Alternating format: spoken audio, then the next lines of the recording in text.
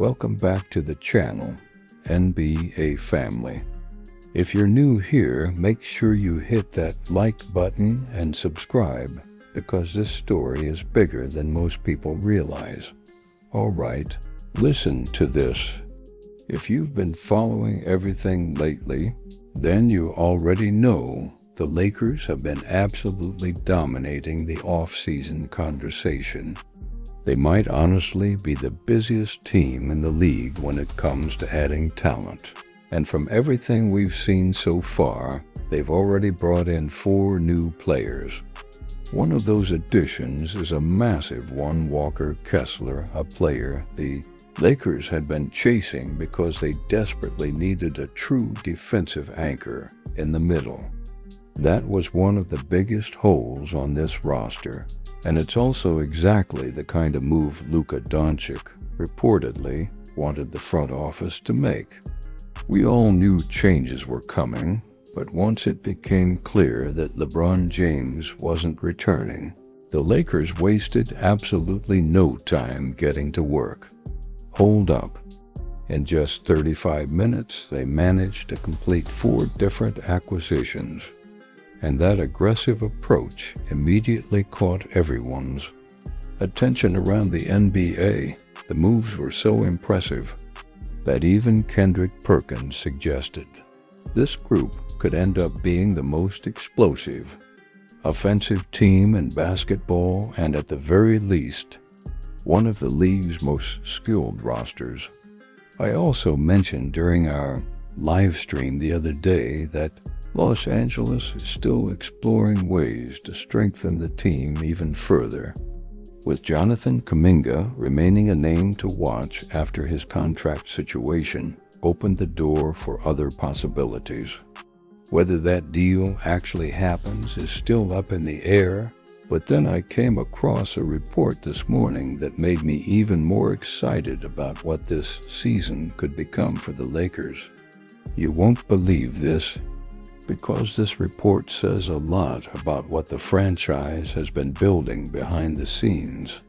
The update comes from Legion Hoops, and it's definitely worth paying attention to.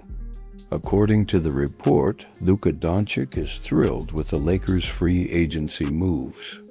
Citing reporting from Dan Woik, the report explains that Luka's biggest priorities were addressed by keeping Austin Reeves on the roster and bringing in an elite rim-protecting center in Walker Kessler. And get this, the post exploded online, pulling in around 800,000 views as fans and analysts rushed to react. The information reportedly traces back to a New York Times report, which says the Lakers' off-season moves have become a major talking point among league executives and player agents. Many around the NBA are questioning whether Los Angeles gave up too much to land Walker Kessler and whether those moves limited the team's flexibility for future upgrades. Even so, the Lakers reportedly aren't finished building the roster, and as we discussed yesterday, Jonathan Kuminga remains high on their list of potential wing targets. But here's the part that really stands out. Despite all the outside criticism, the moves have reportedly earned the approval of the voices inside the locker room that matter the most. Now listen to this. According to league sources, Luka Doncic is reportedly very happy with the direction the Lakers have taken this offseason.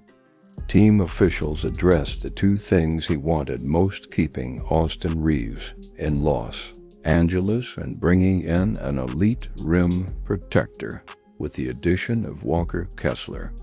Those sources, who requested anonymity because the transactions had not yet been officially finalized, also revealed that the Lakers stayed in constant contact with Luka and his representatives throughout the entire process. Even though Doncic spent most of his summer overseas in Europe, the organization made sure the communication never slowed down. Meanwhile, the Lakers officially opened their summer schedule at the California Classic on Friday, featuring first-round selection Cameron Carr along with last year's rookie Adethiro on the roster. But let me tell you, this story isn't just about transactions. It's about the overall feeling surrounding this team. I've said it on social media, I've said it on Instagram, and I'm saying it again right here. I truly believe the Lakers are going to finish as a top 4 seed in the Western Conference next season. No, I'm not predicting they'll automatically win the West or guarantee themselves a trip to the NBA Finals. But I absolutely believe they'll finish among the top 4 teams because this roster is simply stronger than it was before.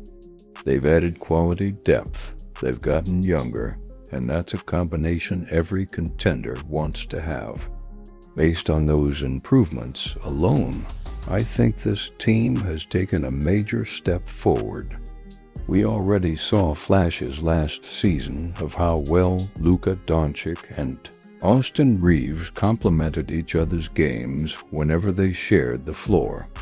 There really isn't much to debate because both the eye test and the numbers backed up how effective that partnership became. And here's another thing people keep overlooking. We won't spend this entire season wondering when LeBron James is coming back or how his return could change the rotation. Last year, there was always uncertainty surrounding the lineup and whether another major adjustment was around the corner. This time around, that distraction is gone, and the Lakers can focus entirely on building chemistry from day one.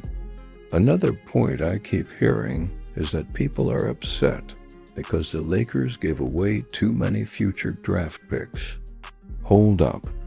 Draft picks are valuable for franchises planning years ahead, not necessarily for teams trying to compete for a championship right now. The Lakers have clearly chosen a win-now approach, and that's a completely different mindset.